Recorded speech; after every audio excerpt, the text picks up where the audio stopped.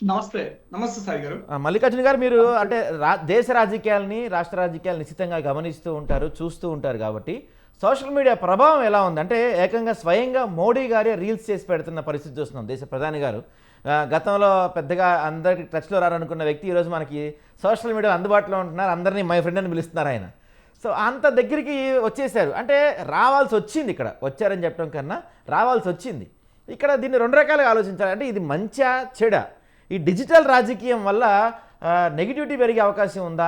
Question చేస్తే మన అరెస్టులు కూడా జరుగుతున్నాయి కదా. సో ఈ మొత్తం సినారియోలో డిజిటల్ రాజకీయం అనేది ప్రజలకి అవసరమా? పార్టీలకి ఇబ్బంది అయ్యే అవకాశం ఉంటుందా? పనికొచ్చే అవకాశం ఉంటుందా? యెస్. యెస్ సాయి గారు. I think good evening to everyone. నా పాయింట్ ఆఫ్ వ్యూలో చూస్తా ఉన్నాను. నేను చాలా కీన్ గా అబ్జర్వ్ చేస్తూ ఉంటాను. ఆంధ్రాలో కానీ ఇండియాలో కానీ జరుగుతున్నటువంటి politics. At the same time మనం రీసెంట్ గా చూసామనుకో, రీసెంట్ గా జరిగినటువంటి జెన్జీ రెవల్యూషన్ అయితేనేమి, at the same time recent elections, Tamil Nadu elections కన్నా చూసినాం అనుకో, మనకి డిజిటల్ క్యాంపెయిన్ అని ఎంత అద్భుతంగా వర్కౌట్ అయిందన్నది మనకు తెలుస్తూ ఉంది. ఆల్రెడీ రీసెంట్ గా చూస్తూ ఉంటే నరేంద్ర మోడీ గారు కూడా ఇన్స్టాగ్రామ్ లో రీల్స్ చేయడం జరుగుతూ ఉంది. నా పాయింట్ ఏంటంటే, ఇక్కడ నాకు తెలిసినంత వరకు నరేంద్ర మోడీ గారు డైరెక్ట్ జెన్జీకి కనెక్ట్ అవడానికి తను ఇన్స్టాగ్రాము, డిజిటల్ మీడియా ఎంచుకున్నాడు అన్నది తెలుస్తోంది నాకు. ఇప్పుడు వరకు నరేంద్ర మోడీ గారు చేసినటువంటి మోనోలాగ్ స్పీచెస్ కాస్త దాదాపు నేనేమనుకున్నానంటే, దాదాపు ఇన్స్టాగ్రామ్ లేకి వస్తే నరేంద్ర మోడీ గారు దాదాపు మోనోలో కాస్త డైలాగ్ వేలేకి వెళ్తాడు అనుకున్నాను. కానీ నరేంద్ర మోడీ గారు చూస్తా ఉంటే ఇప్పుడు కూడా మోనోలాగ్ స్పీచెస్ వెళ్తున్నారు. అంటే వన్ వే కమ్యూనికేషన్ లాగానే కనపడుతుంది నాకు. దాదాపు ఇప్పటి వరకు 5 or 6 రీల్స్ రిలీజ్ చేసినట్టున్నారు. ఎక్కడ కూడా నాకు తెలిసినంత వరకు ఇంటరాక్షన్ అయితే జరగట్లేదు. It's only one way speech లాగే కనపడుతుంది. తర్వాత మీరు చూడండి, దాదాపు ఇంటర్నేషనల్ వైడ్ పాలిటిక్స్ కానీ, లేదంటే మనము కంట్రీ వైడ్ పాలిటిక్స్ కానీ అబ్జర్వ్ చేస్తే కనుక క్లియర్ గా ఈ రోజు జరుగుతున్నటువంటి ట్రెండ్ ప్రకారము రాబోయే నెక్స్ట్ 1 to 2 డికేట్స్ లో ఐ థింక్ పబ్లిక్ మీటింగ్స్ కి జనాలు వచ్చేటువంటి పరిస్థితి ఉండదు.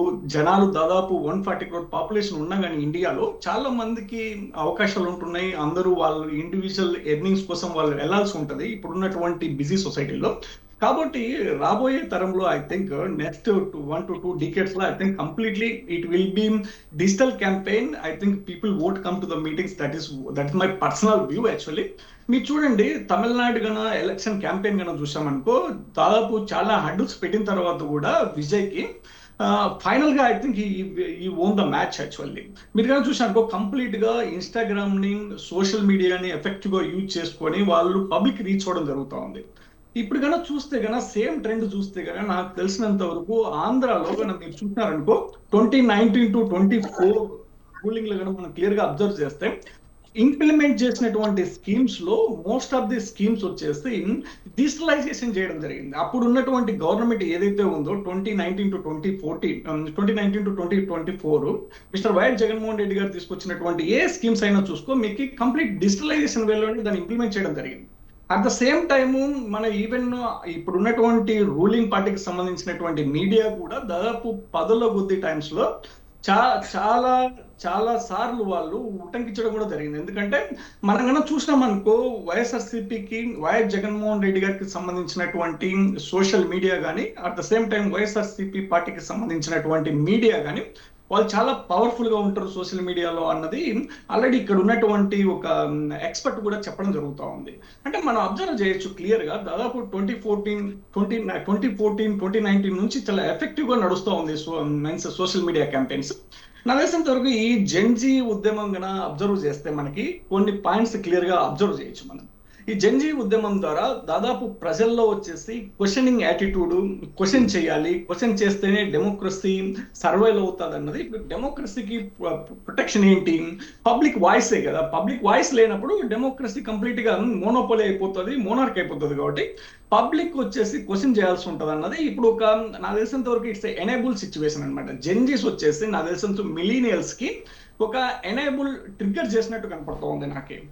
ఆ పాయింట్ ఆఫ్ వ్యూ అబ్జర్వ్ చేసినాం అనుకో, మనము ఇప్పుడు దాదాపు లాస్ట్ రెవల్యూషన్ జరిగినటువంటి జెన్జీ రెవల్యూషన్ కన్నా చూస్తే మనకి క్లియర్ గా ఏమర్థం అవుతుందంటే, యాక్చువల్ గా we have to question. Otherwise if we won't question, I think it's very difficult to survive in the democratic society అన్నది తన జెన్జీస్ ఇంటెన్షన్ అన్నది నా అభిప్రాయం. రైట్ అండి. మల్లికార్జున గారు, ఇక్కడ చిన్న క్వశ్చన్ మిమ్మల్ని. అంటే ఇందాక టీడీపీ నాయకులు బిందు గారు చెప్తూ గతంలో వైసీపీ చేసిన అక్రమాలు, వైసీపీ చేసిన అరాచకాలు ఈ మొత్తం సోషల్ మీడియా వ్యాప్తంగా మేము ప్రచారం చేయగలిగాం, ప్రచారం చేయబట్టే మాకు అధికారం వచ్చింది, వైసీపీ అంటే ప్రజలకు తెలిసింది అని చెప్తున్నారు. ఇప్పుడు జనాలు కూడా కొంత క్వశ్చన్ చేసే విధానం పెడితే ఇక్కడ ఇంకా ఒక చిన్న పాయింట్ ఏంటంటే నెగిటివ్ ఏది పాజిటివ్ ఏది అనేది ప్రజలకు అర్థం కానంత పరిస్థితి వచ్చేట్టుగా కూడా ఉంది కదా. ఎందుకంటే నెగిటివిటీ విపరీతంగా స్ప్రెడ్ అవుతుంది, at the same time positivity కూడా కొన్నిసార్లు ఉపయోగపడుతుంది. ఇక్కడ ఈ చిన్న లైన్ ఇక్కడ ఇప్పుడు నాకు ఒక పాయింట్ ఏంటంటే ఇక్కడ సాయి గారు, మేడం చెప్పినట్టు మేడం చెప్తా ఉన్నారు మేము ఎక్కడ టీడీపీ కేసెస్ పెట్టట్లేదని. నాకు ఇక్కడ పాయింట్ ఏంటంటే నేను కీన్ గా అబ్జర్వ్ చేస్తున్నాను ఆంధ్రలో జరుగుతున్నటువంటి రూలింగ్. దాదాపు వందల కొద్ది వేల కొద్ది కేసెస్ పెడతా ఉన్నారు వైఎస్ఆర్సీపీకి సంబంధించినటువంటి పార్టీ సెకండ్ క్యాడర్ కి అయితేనేమి, మెయిన్ లీడర్స్ కి అయితేనేమి నెంబర్ ఆఫ్ పీపుల్స్ మీద కేసెస్ రిజిస్టర్ అవుతున్నాయి. అదే విధంగా ఈవెన్ రీసెంట్ గా టీడీపీ పార్టీకి సంబంధించినటువంటి కొంత సోషల్ మీడియా యాక్టివిస్టులు కూడా రూలింగ్ పార్టీని క్వశ్చన్ చేస్తే కూడా వాళ్ళ మీద అటాక్ చేయడం జరుగుతూ ఉంది. నాకు తెలిసినంత వరకు అయితే కనుక ఇప్పుడు ప్రస్తుతానికైతే నా పాయింట్ ఆఫ్ వ్యూ ప్రకారం మీరు చూడండి క్లియర్ గా, ఇప్పుడు అపోజిషన్ లో ఉన్నటువంటి ఏ వ్యక్తి వెళ్ళి పోలీస్ స్టేషన్ లో కేసు పెడితే కేసు రిజిస్టర్ చేసి ఆ వ్యక్తిని అరెస్ట్ చేసేటువంటి పరిస్థితి ఉందా? నాకు తెలిసినంత వరకు there is no proper law and order. That is what I have been observing. Several of my friends and my party people, I think they have been facing several issues actually at ground level. మీరు చూడండి ఎక్కడ కూడా వైఎస్ఆర్సీపీ వాళ్ళు వెళ్ళి వాళ్ళు complaint ఇచ్చినా కానీ cases register అవ్వట్లేదు, అసలు రిజిస్టర్ కూడా చేయట్లేదు. తర్వాత పాయింట్ ఏంటంటే ఇప్పుడు వచ్చేసి టీడీపీ పార్టీ ఏదైతే చేస్తా ఉందో ఆ పార్టీకి సంబంధించినటువంటి వాళ్ళు కూడా క్వశ్చన్ చేస్తున్నా కానీ వాళ్ళని ఎక్కడోసారి కార్నర్ చేసి హైడ్ చేయడం జరుగుతుంది తప్పితే ఎక్కడ కూడా ట్రాన్స్పరెన్సీ లేదు సిస్టమ్ లో.